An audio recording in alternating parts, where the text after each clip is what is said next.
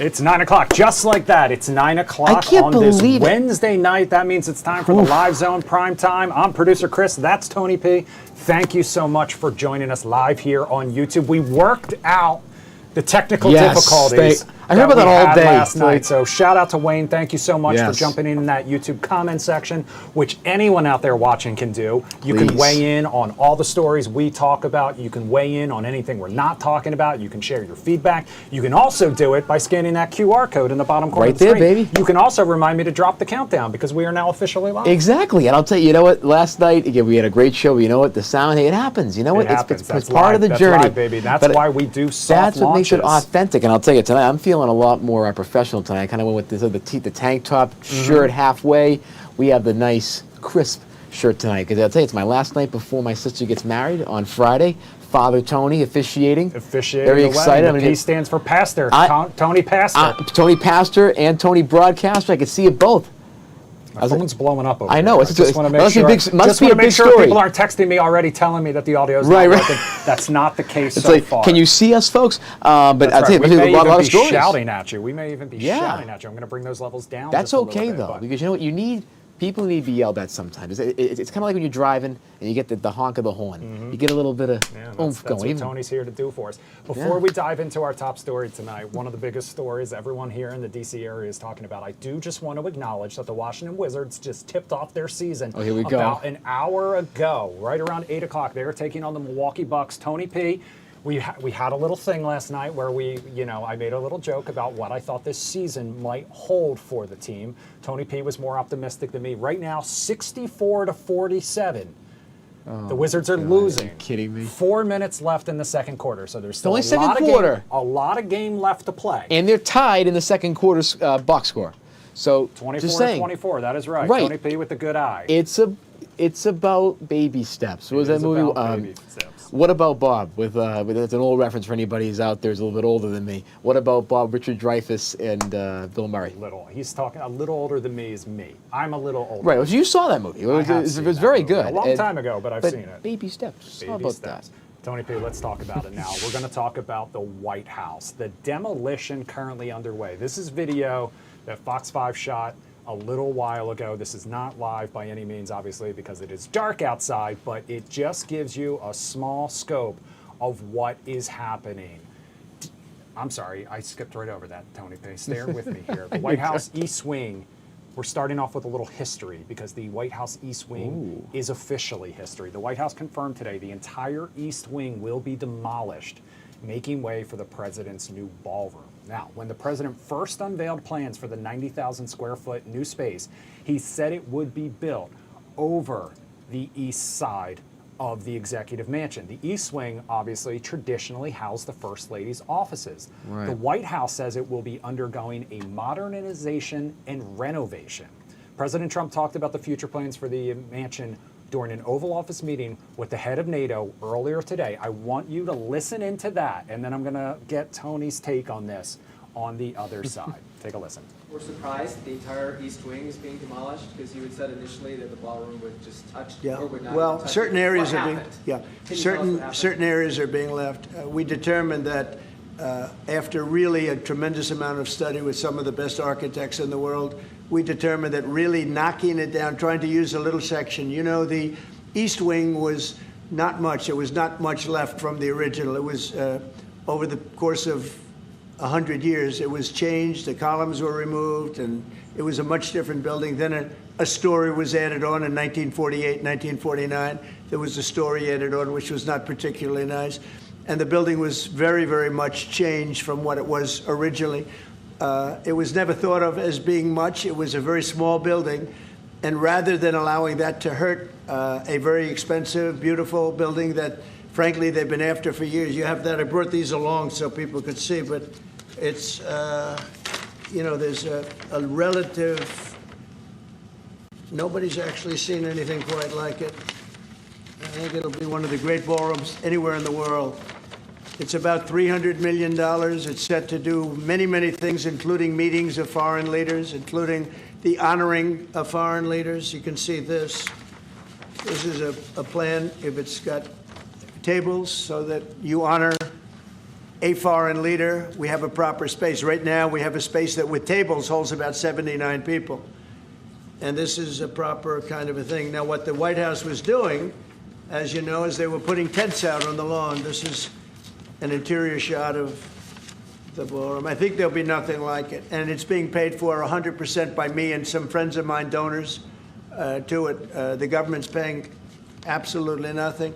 We're also working with the military on it because they want to make sure everything's perfect. And the military is very much involved in this. They want to make sure everything is absolutely beautiful. You can see the kind of interiors that we're talking about. That's an interior of the ballroom. And it's the highest level. And you see it goes beautifully with the White House. I mean, the mix is beautiful. So over the years, many presidents have made changes. This obviously would be the biggest change, but this was something they've wanted for at least 150 years. Many of you have gone to the events where they had, as an example, President Xi, or they had, you know, a leader of one of the countries, including the king and the queen from your favorite country. Absolutely. Frankly. But where they'd be honored, and they'd be in a tent out on the lawn, and it would rain, and it was a disaster. Brian's shaking his head. You know what I'm talking about. And so I thought I'd bring this out because this is going to be probably the finest ballroom ever built, and we're doing it no cost to the country. It's being put, the money is being put in by me and donors, very great patriots, actually. And the spirit on the building of it is amazing. We are using little sections of footings and various other things, but that's sort of irrelevant. In order to do it properly, we had to take down the existing structure. The way it was shown, it looked like we were touching the White House. We don't touch the White House. That's a bridge, a glass bridge, going from the White House to the ballroom. Then you get into the lobby of the ballroom, and then you go into the magnificent, the main room. And it's something that has gotten incredible reviews. All right, so that was President Trump speaking about the plans for the East Wing Ballroom. Not everyone thrilled about it, though. You see this post on X from former East Wing occupant, former First Lady Hillary Clinton. It's not his house, it's your house, and he is destroying it. Tony, we both had the exact same reaction. We both looked at each other when we were listening to the president because that price tag, price tag went up about $50 million. $250 million was the initial estimate for this ballroom. I mean, $250. Originally, he said it's not going to be tearing down the East Wing. Now it obviously did. No East Wing, goodbye. I've been there 8 times, and it's a beautiful structure out there. It's a beautiful walkway. Very sad that's going away. And then you have, I mean, the $50 million increase. I have to say, though, that presentation was actually kind of oddly amusing and oddly soothing. I kind of felt relaxed watching him crumple the paper. It's like a little ASMR in there. That's kind of what it felt like, and I got to be honest. But I never really have felt that soothed with Donald Trump, but he did it for me just then. But that being said, it's, first of all, you know, looking at the tearing down of the East Wing, the increase in price, who thinks is going to be ready by 2027 or 2028? They're saying 2029 when there's his successors in there, whether it be Republican or Democrat. So my question is, knowing him a little bit and how he conducts business and how he likes to enjoy the fruits of that labor or whatever he's done, why would you build it now? I mean, why would you do that if you're not really going to use it unless he thinks it's going to be ready to go halfway through by 2027 or 2028? Why do this? Because when you think about it, him being basically a one-term president now, depending on how the midterms go, it could be a much different type of presidency. So he might not get the same enjoyment he would have gotten if he had, let's say he started a first term and he had 8 years potentially, right? So there's a lot to, you know, with this. I kind of scratch my head from his perspective, but then also, and this has been sort of the ethical question is, A, did they go over the head of the national kind of preservation boards and the government watchdogs that watch things like this for preservation? It looks like they may have, not sure though, but again, it's never going to get approved anyway. Yeah. Then also you had, the biggest thing is who's giving the money to this? Yes, the taxpayers are not funding this directly, but you have the president putting money in, that's very unique. And then you also have a lot of private donors. That could also include potentially companies that are doing business before the government or having congressional hearings potentially, and that's the conversation that's happening in D.C. among ethics watchdogs. Of course, Democrats are not happy about this, and outside pundits. Again, there's nothing confirmed of who's giving money or where it is, but there are just concerns and questions about who's giving the money. Is it going to get them favorable treatment on things like tariffs? Will it get them favorable treatment in the courts or in front of Congress for appropriations or for government contracts? So, and again, with everything going on with how this president has been testing sort of the legislative and executive boundaries, who knows what this is going to look like? So again, I mean, I'm not saying it's bad for the White House. I'm just sad people won't be able to see the White House for a while in terms of see it up close and enjoy D.C. like that. Yeah, but you know a little better than me. It's a lot. It's a lot of things at play. You know a little better than me, but the East Wing was where any guest who has ever visited the White House would have entered from, right? Right. So all the parties. So the tourists. Yeah, the tourists, and so when you would do things like the St. Patrick's Day party, the Christmas party, the Italian American Heritage Month Day, you all went through there. Then you were able to go through the center, parts of the East Wing. You were never in the West Wing, but. You were all in that opening colonnade where you can see the stairs that go up to the residence, where the H.W. Bush portrait is, and the band plays. And listen, I get in terms of how the president looks at this and says, "Hey, the building's old. It needs to be different. I need to transform it." However, not every building is like a real estate deal or Mar-a-Lago, for example. Again, think about what's really interesting is that with Mar-a-Lago, he didn't do a ton of renovation to the existing structure. He's kept the more, I would say, eclectic and very nostalgic look of that building, which kind of surprises me here. Like, I mean, he's taken a big sledgehammer to this. Maybe he's expanded Mar-a-Lago a little bit. He's modernized it, but this is more than a modernization. This is a structural change. Are tours suspended for the duration of this construction? I know, not to put you on the spot. No, I mean, do you know whether they are? And also, where will they enter from in the future? I know that's probably a question a lot. I don't, as someone who's working on being a journalist a little bit, I don't want to get ahead of things. I don't want to say yes or no, but I can look that up for a future show because that's important. I would guess yes, but here's the other thing that really is interesting about the ballroom size and the tearing down of the East Wing and all these things. What's it going to mean for security, for Secret Service, getting people in the door, having new processes to go through different lines of security to get into the Oval Office or to the White House proper, if you have business or if you're on a tour or if you're doing one of the parties? It's a safety issue, I think, especially in this kind of transition of construction. You have workers coming in and out. You have military officials. Where's all this traffic going to go? And then when this building gets built, and you have many more people coming into the East Wing and into the White House concourse, I can imagine that the security protocols are going to be totally overhauled, not just for this presidency and this president, but for future presidents, and it'll impact the transition when a new president comes in, how things change. And anybody knows who's got remodeling done on their house, it's a nuisance. I mean, I don't know. I'm sure most people also who have had any sort of renovations done on their home know that sticking to time and budget is frequently an issue as well. So, of course, we will be keeping an eye on this. Shamari Stone will be keeping an eye on this. He'll have the latest coming up on Fox 5 News at 10 and 11. Tony Shamari's the man, so I tell you, he is I'm so glad he's covered. He's the absolute best, and I'll tell you, I mean, it just, for me, it's... The question is why? Do we need to have this large, these type of large events? Because this is the president of the United States. This is the president. No question. And he needs to be protected. He or she needs to be protected. And I think in terms of keeping the White House secure, they've done a decent job in the last 40, 50 years.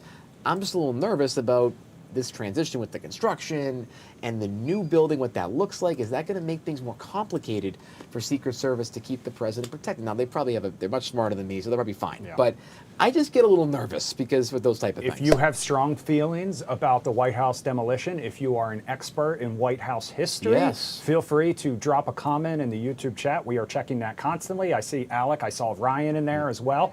Also, you can scan that QR code. You can join us live and join the conversation. You know who we should have on? I forget the guy's name. He's the head of the White House Historical Society. Stewart. He's wonderful. Okay. And he did the whole People's House thing. First name basis over here. I mean, he's wonderful. That's why we love and Tony he's P. great. And McLaughlin, Stuart McLaughlin. Okay. I get my memory back. Stuart McLaughlin, really nice guy. That's why he knows we keep him everything. Around. That's why he's on the payroll. But White House history, this guy could talk for an hour and a half about all of this and what it means. I think DM you could him. too, if I'm being honest with you. I will DM him. I want him to come All on right. because I want to hear about this. If he's listening now, he can scan that Yes, Stuart, QR please. code. We want to have you on. In the meantime, let's head over. Let's head down 1600 Oh, Pennsylvania Avenue a little bit, down to the Capitol building now, and talk about day 22 of the federal shutdown. Now the longest shutdown in U.S. history. The Senate voted a 12th time today and failed to reach a deal a 12th time. That vote coming on the heels of that marathon floor speech by Oregon Senator Jeff Merkley. We showed you portions of that last night, right here on the show live. He started speaking at 6:30, right around 6:30 Tuesday night, held the floor for 22 hours and 37 minutes. Tony, you said we might be witnessing a filibuster. I mean, it looked like a sin. It's actually in my rundown, so I'll paraphrase it a little bit. This reminds me of Mr. Smith Goes to Washington. Very much so. When getting up there and giving a marathon speech and having, Mr. Smith didn't have any props or any slideshow demonstrations, but Mr. Smith still. was very compelling. And I had nothing against Senator Jeff Merkley. I don't mean to keep picking on him, but it was a little bit, let's say, good for a bedtime story or for some ASMR, because it was really just Yeah. not a lot of energy. Exactly. And it's like, I mean, we're but- talking about messaging. I mean, I don't think he's going to be the top messenger of social media. I Yeah, don't we'll think it's gonna be do happening. our best to keep this to just 1 hour and a little Yeah. more lively. Meanwhile, Well, Democrats, I could do a 4-hour thing. I could pull it off. He could, Me trust me. and my big mouth. Oh my God, totally. Democrats continue to push for an extension of the Affordable Care Act subsidies. Republicans say the government should reopen before health care talks can resume. In the meantime, though, thousands of furloughed federal workers in the DMV have been left in the lurch today. For the second time in 2 days, hundreds of people showed up at a pop-up food distribution site, this time in North Bethesda. The Capital Area Food Bank says they ran out of food within the hour. We talked to some people in line. Take a listen. It's just trying times, it's hard times. I mean, what you gonna do? You just gotta live with it, you know what I mean? Hope everything gets better sooner or later. Every time I look for something to eat, the food pantry slots are all full and I can't get anything. So then for the shutdown, I have to wait day by day by day by day by day. We're in a very sad state, and nobody expects to be in a place like this. And you have people, look at these lines, it's crazy. You know, they're running out of food because people need it, you know, and they're trying to keep the money that they have to see how, because we're not getting paid, so we got to stretch what we have. It's hard. I mean, I hope it will get it resolved, but both parties have to do it. It can't be just one. So the Capital Area Food Bank says it will continue to have those pop-up food distributions in the area until the government reopens. We'll have the full list on Fox Local and fox5dc.com. The next pop-up scheduled for Friday in Alexandria and DC. Tom. I mean, again, just watching all these interviews, it's a human story. This is not just a political pawn. This is not a political situation. It is, but these are real people that are going through so much, having to figure out whether I pay the rent or I have food or I take care of my medicine. And no matter shutdown or none, right? I think we can all agree this is not sustainable for anybody. This is what a lot of folks go through, not just federal employees, but employees in the private sector too, that don't make enough money, that can't get on Medicaid. I mean, this is a policy failure as well as a countrywide failure, because yes, let's get everybody back together, let's get the government open so people can get paid again. But the fact that 3 weeks, maybe 1.5 paychecks, people basically are close to, on their own basically and having no money, is this something we have to really grapple with? It was the same thing during COVID when we realized that COVID, people were shut down from work and people were going to lose their apartments, lose their homes. It's going to be a wake-up moment because this is not sustainable. No, and it's not. Obviously some of these federal workers have very good jobs. We spoke to one woman who had said she had just gotten her promotion, but I can speak from personal experience of living paycheck to paycheck.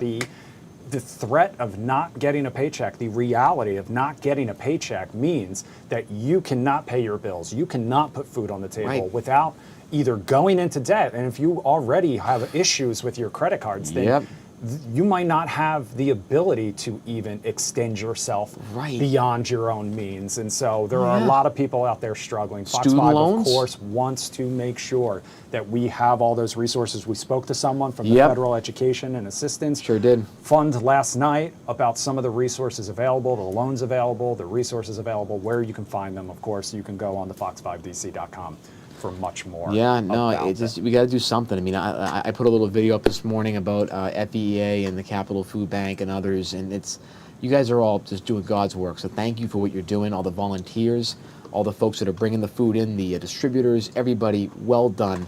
And just keep on, again, Mr. Rogers always said, look for the helpers. Yeah, that's and the helpers are coming out, and anybody that can do it, whether it just be reposting stuff or sharing resources or getting out there and giving out food or giving money, even a few bucks, it can go a long way to help these people. Spread the word. You can leave people need it. Resources in the chat room. You can scan the QR code, whatever you can do. And you need to. We need community right now. And I just think, I hope, and we think about the affordability issue for so many Americans, where it was 30 years ago versus now, and it's coming to a head. And it's just, you look at it and go, my God, like, we're the richest country on earth. We're the most wealthiest, most powerful in a lot of ways country in the world. And this is what we're doing to our citizens. This is a moral failing in a lot of ways. Not just some political fight on the Hill that we get to pontificate about. All right, well, I know this leads directly into the first story of what you are watching tonight. Sure so let's is. dive into your list. Let's do it. So sorry, I was a little somber there, but it's Tony. But let's get into the Tony P rundown. So on this Wednesday, October 22nd, the shutdown, of course, rolls into day 22. Now officially the second longest in U.S. history, and still no end in sight. It's like Groundhog Day, folks, at this point. Lawmakers returned to the Hill this morning for another round of tense negotiations. Senate leaders are floating a short-term bridge bill to reopen the government through Thanksgiving. But so far, neither party has been willing to blink on this issue. Across the country, of course, the strain is deepening as we saw. Hundreds of thousands of federal workers are furloughed, national parks are running on skeleton crews, and small business loans and child care subsidies are frozen until a resolution is reached. And of course, in the scene out of Mr. Smith Goes to Washington last night, Senator Jeff Merkley spoke for almost 22 hours straight. A marathon speech calling for unity, compromise, and what he called a return to governing. Very similar in the themes. Now, meanwhile, at the White House today, the White House met privately with congressional leaders this afternoon, urging a temporary funding measure to give negotiators time to craft a full-year budget deal. Both sides called the talks productive, but again, things still remain unresolved.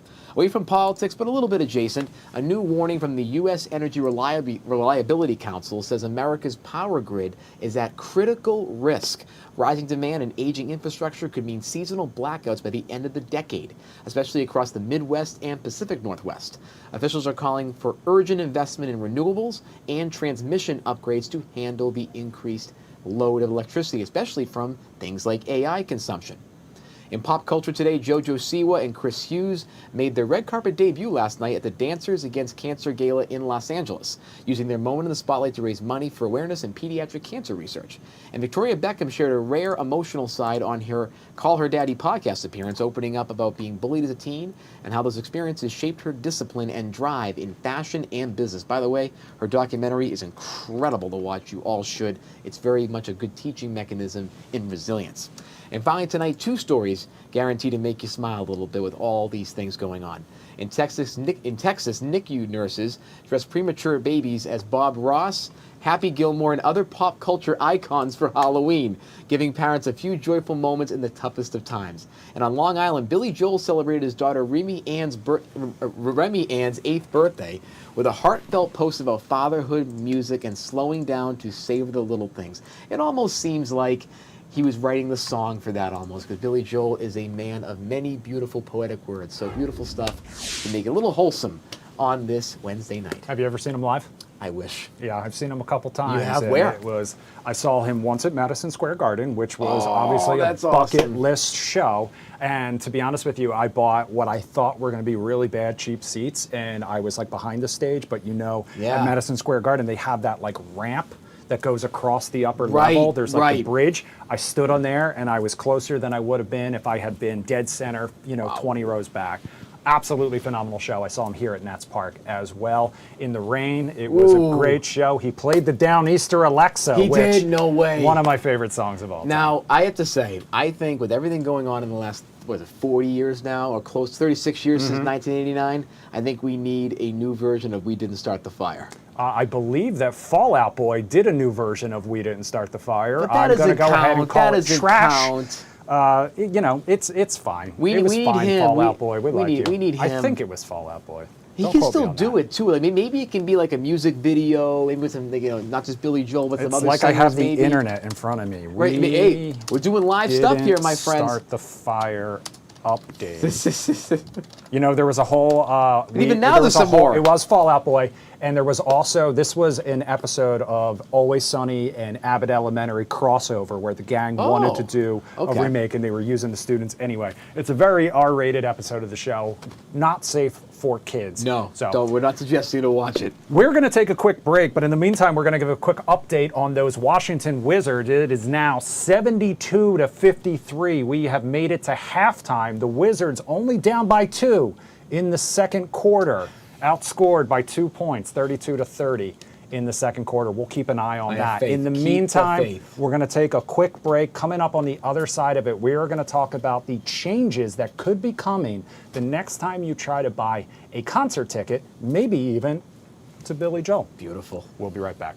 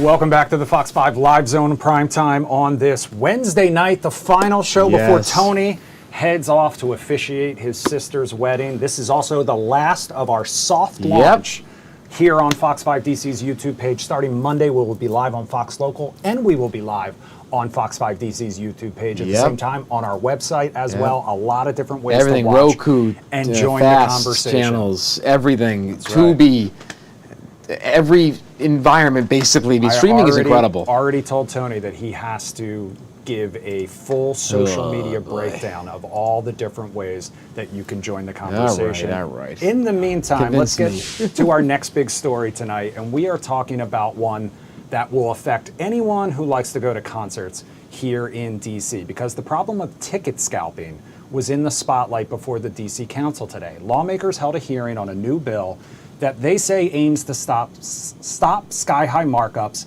and underhanded practices like the sale of fake tickets. This bill is called the Resale Act. The goal of the legislation is to get a handle on how concert, theater, and sports tickets are bought and sold on the secondary market. It's not unusual for big events to sell out. Anyone who's ever tried to get tickets knows that. But advocates say once consumers head out into that market, they are faced with predatory pricing, massive markups, and in some cases, sold tickets that do not actually exist. So DC proposed the Resale Act, which would ban charging more than 10% of a ticket's face value. It also bans speculative tickets. That means nobody can sell a ticket they don't already own. And it would require anyone selling more than 50 tickets a year to register with DC and put up a $10,000 bond.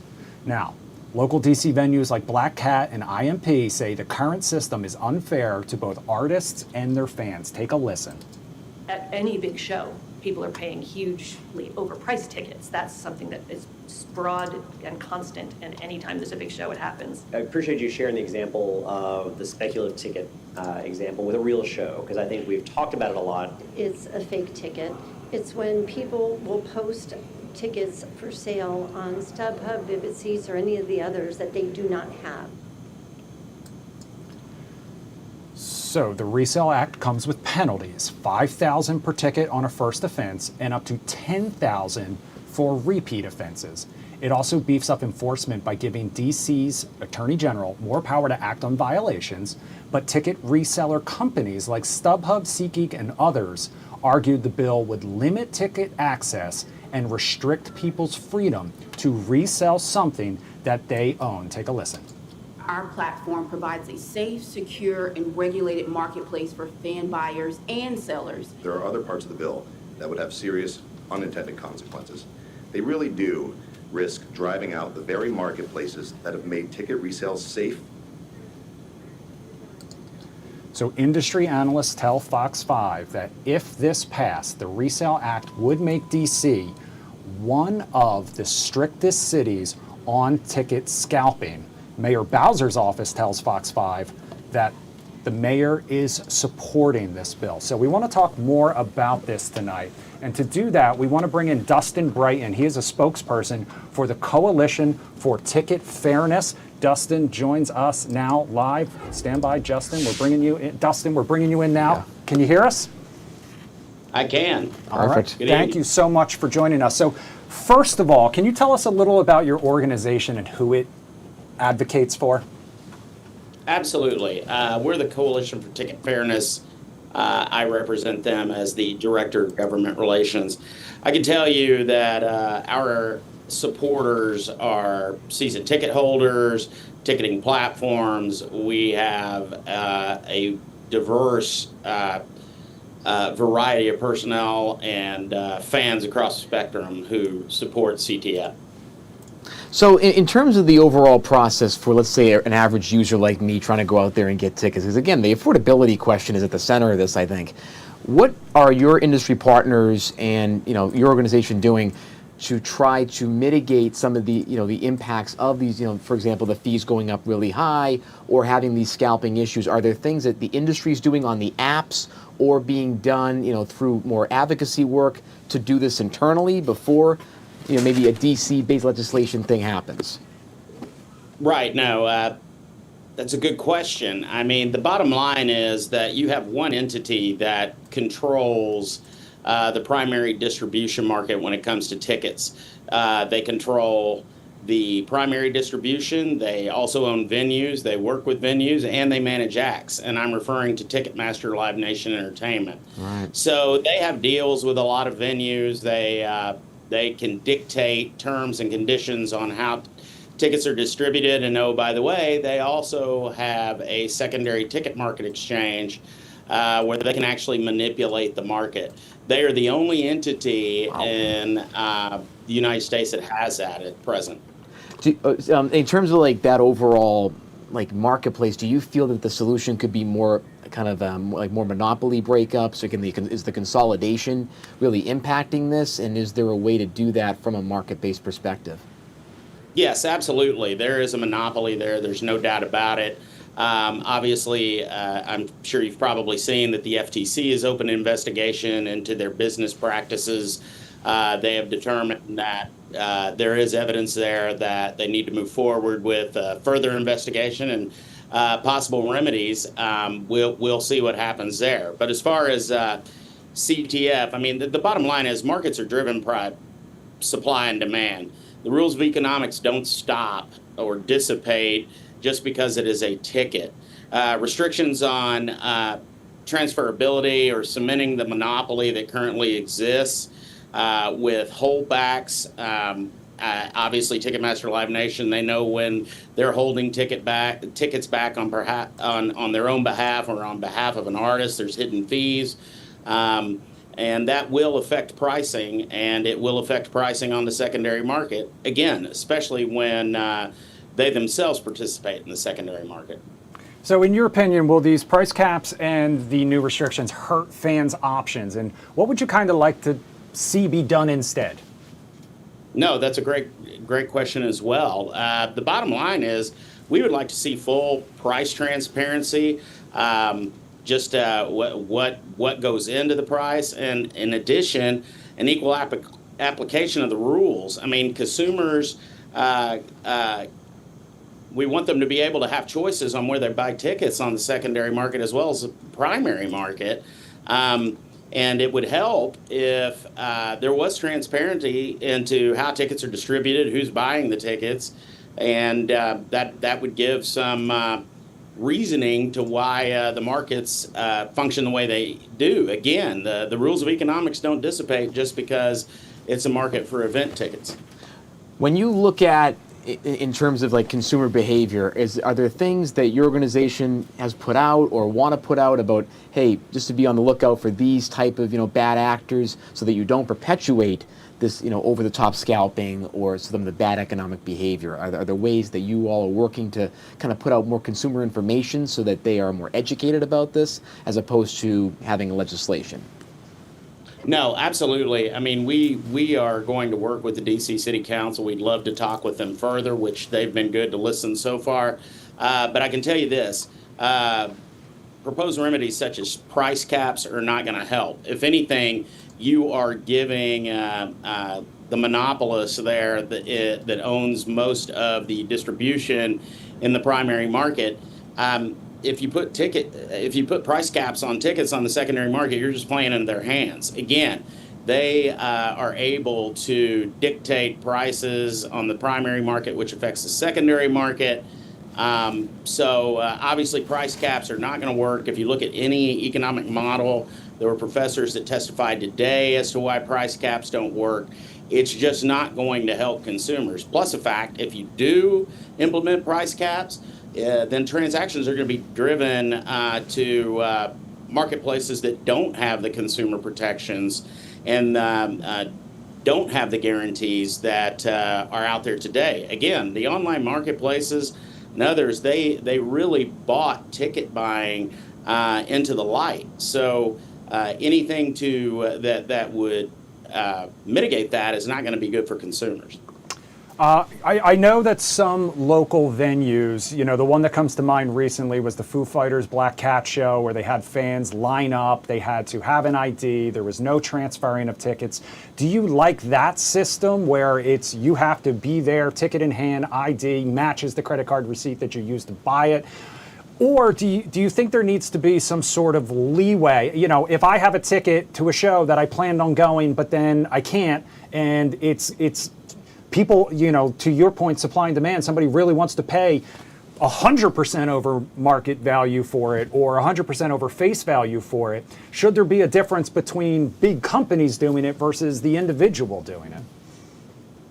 Yeah, I mean, again, we are pro-consumer. We want consumers to have choices when it comes to the marketplaces where they sell tickets, and obviously for a price that the market will bear or demand. The fact of the matter is that there are a lot of acts where the tickets don't even, they're not sold on the secondary market for, quote, face value. But the bottom line is that consumers should be able to choose where they sell those tickets, where they buy those tickets, and for a price that the market will bear. Again, just because a ticket is listed on an online marketplace for $1 million doesn't mean that that person that's selling that ticket or that entity that's selling that ticket is going to get $1 million for that ticket. Obviously, there needs to be choice so that consumers can go to different places to see where tickets are priced. All right, Dustin Brighton from the Coalition for Ticket Fairness. Thanks so much for spending some time with us tonight on the Primetime Live Zone. Live Zone Primetime. We're still working that one out. Thank you, Chris and Tony P. Appreciate take the care. opportunity. It's a pleasure. All right, have a great night. We're going to take a quick break. On the other side, we are going to talk about some concert drama for one woman at a DC show involving the singer Sombr. We'll be right back.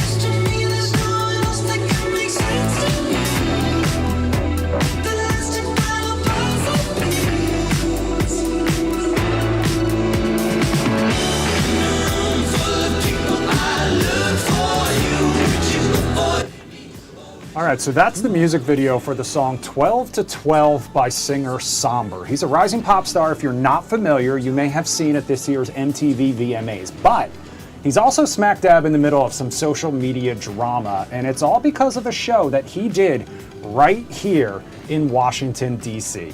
Hi guys, good morning, welcome back. This is gonna be a little different than my typical content, but I had one of the worst experiences of my life this weekend, and it feels like a disservice to the public to not share it, so here we go. I went to go see Sombr Sunday night at the Anthem in DC. If you don't know who Sombr is, he's a 20-year-old artist. He blew up online, I think on TikTok. He has a lot of hits. I like a lot of his music. A lot of people my age like a lot of his music, whatever. I was really excited to go see him. I don't really go to concerts that often unless I really love an artist. I was so excited to see this performance. By far, genuinely the worst concert I've ever been to in my life for a multitude of reasons, but I'm gonna explain to you why, if you're over the age of 16, you should not spend your money on a Sombr concert. I mean, why? So that's Megan, and that was just a portion of her 8-minute TikTok that slammed the show, and it went viral. So viral, in fact, the singer himself saw it and responded. I thought I was chronically online, but it's just come to my attention that there's a TikTok drama going around because a 25-year-old attended my concert and was basically complaining that there were too many tweens there, I was making too many brain rot jokes, and she just thought it was a cringe concert. And also she was body shaming me, and it's kind of started a massive body shaming hate train directed towards me on a lot of videos of me on the internet right now, which is, I totally respect people having opinions, but I am a 20-year-old artist, freshly 20. And if you're 25 years old and you're gonna come to my concert and not expect people younger than you to be there when I, the artist, am 5 years younger than you, it's just a skill issue. I mean, also, like, the jokes thing, like, you had to have known about my online presence before coming to my concert. I mean, anyone who knows me knows I've never uttered a serious word in my life. And also, I make jokes for 5 minutes of the concert, and the rest is music. Like, live a little, enjoy life. So, the back and forth eventually made headlines in papers like USA Today, and tonight, the freshly 25-year-old behind it all, Megan, joins us now to talk all about the drama. Megan, thank you so much for joining us tonight. That was pretty good. That was a good entry. It was good. Happy to. Thank you for having me. That was good. Good clip. Okay, so admittedly, I stole that directly from your TikTok because you put that in your bio. I did change my bio to freshly 25. You did your research. I like that. I like that, Chris. So, Megan, let me start off by asking, why was it the worst concert of all time? Like I said in the video, multitude of reasons. Number one, the audience was much younger than I anticipated. His music gave me more of a mature vibe. I didn't think it would be like pop star Justin Bieber type vibes, but my boyfriend and I went, and everyone there was really young, like between the tween range to like 16 years old was the majority there. And they're young, so they just don't really know concert etiquette, bumping into people, screaming, stuff like that was annoying. But he also made a lot of brain rot jokes. I knew that he was kind of like a younger brain rot guy, but I didn't think his whole concert would be filled with it. I just kind of thought it would be a normal concert experience. And then when I did notice that the crowd was younger, he was making a lot of jokes that weren't just brain rot but more inappropriate, and that just rubbed me the wrong way too. So altogether, I decided to leave early. The concert also wasn't great. His music wasn't great. His voice, I think he was having a tough time because of bronchitis apparently, but there was a lot of different things wrong with it, a lot more wrong than right in my opinion. So it was kind of a tough watch, and I did have to exit the venue a little early. If you were to look at sort of the balance of the experience, right, thinking about, okay, the artist performance and then just like the environment of people, because again, we all get impacted by just like the nuisances, the people around us. Like sometimes we just want to just enjoy a concert and just people bumping into us, or the kind of kinetic nature of it can really make it awful. Was it, like, let's say, for example, there were a much better audience, or more, I would say, appropriate and not as rude. Would you have stayed at the concert, or was the music just like bad enough for it's like, hey, I would have left anyway? I think I would have stayed. There was a pretty significant backtrack, honestly. So if even his voice was not the best that day, I probably would have stayed. I think it was the overall environment. The problem with the performance itself that made me leave was like the breaks in it for jokes. And there was a segment he did where people called up their ex to talk on stage on the phone, call their ex. And that like kind of made a lull. It made it like tiring. Everyone got awkward. So the performance itself, the breaks, the jokes were what killed it, but not the actual singing, I would say, though his voice probably was lacking. Like the overall environment, okay. So, yeah. So Megan, I have it on good authority, though. You were not the oldest person there because our Fox 5 colleague, Angie Goff, who anchors our 10 o'clock, otherwise I would have roped her into this conversation. Oh, that would be fun. She was there, too. And I talked to her earlier today, but admittedly, she brought her 15-year-old daughter, and she said that her 15-year-old daughter and her friends really enjoyed the show. I kind of have a two-part question for you. Do you think the concert experience might be changing for people younger than us? And also, you know, our vice president here, Kyle Carmine, also is a fan of Sombr, and he's a few years older than me. But he said that, you know, he might not actually even have a full repertoire of songs at this point to really put on a full concert. So do you think that might have explained some of the, like, shtick? Yeah, definitely. So 2 points. I think through posting this online and getting the feedback, I've learned the answers to both these questions. The first one being the concert environment shifting. A lot of the feedback I got from people all over the internet was saying they've noticed this with a lot of popular pop stars today. So I don't want to name specific ones, but other big headlines. Name them. Tate McRae, Oh Sabrina my Carpenter. God. I'm sorry. Like I'm just having a people in little the fun. same vibe, same shtick. They noticed that they went to the concerts expecting kind of a normal, I would say normal concert age range, and they saw a lot of younger fans. So I mean, if I was going to see like Justin Bieber, I would expect to see that age range, right? But just listening to Sombr's music, as your president, I think you said, listens to it, you wouldn't expect that that's like that vibe, I don't think. A lot of the feedback I got was, if you follow him on social media, you know that, but I don't think a lot of people follow their favorite singers on social media. I don't follow any singers, I don't think, on social media. So I listened to his music, I loved his vibe, I loved his music, wasn't expecting that.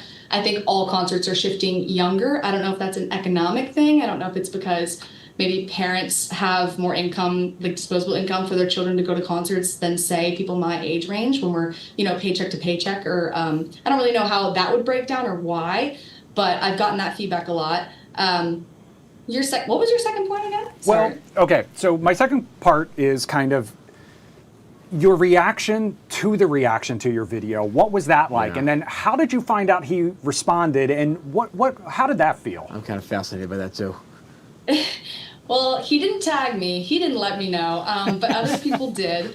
So on my videos, I started getting a lot of comments that were like, wake up. I was asleep, but they were like, wake up. He reposted it, or he didn't repost, he replied. And that was how I found out, and then I had to go to his page and watch the review. Terrifying, absolutely terrifying. I started this endeavor, posting my experience with like 30,000 followers on TikTok, a minuscule amount in the world of online. He has 4-point-some million. So that was terrifying. I didn't know what to expect when I watched it. But honestly, once I did watch it, I was more confused. And if I'm being completely honest, it felt like kind of an easy layup PR-wise on my end, because like I felt like he dropped the ball a little bit and it didn't really address anything. I was kind of expecting to get a lot of backlash, a lot of hate, and I got the opposite. I got a lot of support. So initially terrified, but then after watching his actual video, not so scared anymore.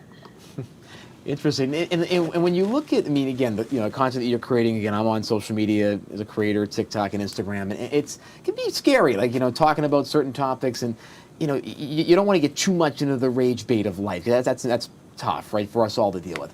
But when you look at maybe the response, again, like how people really kind of, in a good way, praising your analysis, does this potentially change your content where you might go into more like musical reviews? You might talk about more of like pop culture stuff? Like, is there an opening that you think to kind of change your content, if you will, or maybe have a new series? And I'll piggyback off of that. Do you hope that artists might kind of take something away from this and maybe rethink the shows that they're going to do? Yeah. Yeah, for the artists rethinking things, I think he already has. I saw some videos of people posting about his Denver show yesterday, and he changed a lot of the jokes that I called inappropriate or behaviors that I didn't love as much. So maybe he already has taken that feedback. I'm not sure. And I think artists learning from him should know maybe how to reply to criticism. I don't think it was the smartest play on his behalf.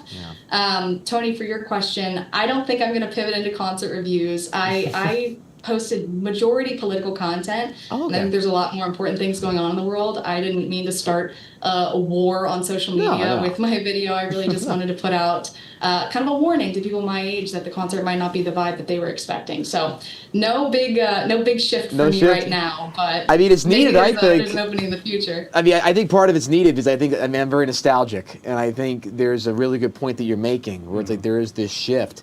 Where, I mean, it happens with comics too. The younger comics, they're doing a lot of crowd work now, which is kind of similar to what you're doing, like the bits.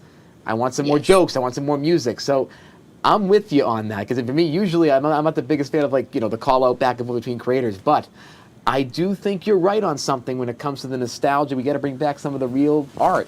So I think it's a really good step. If it's done correctly, I love it. A tasteful comedy portion, good on you. But it became a lull. It was like 30 minutes of kids on stage calling their exes, and for us who can't relate and don't find that super entertaining, it was kind of like, do I leave now? My favorite songs aren't going to happen until the end of the show. I know that because all the big songs are. So at what point do I call it a night? But everyone just kind of got tired. I just think he has to find that balance, maybe, and I think most performers do. Yeah. There's nice balance to cater to both sides. Right, and like to take it as good feedback. I mean, listen, a real learning experience. Clearly, Megan, we're always looking for political contributors too here on please come on with us. Live Zone Prime Time, as you can imagine. Talking Shutdown and everything. I got enough of those on my page too.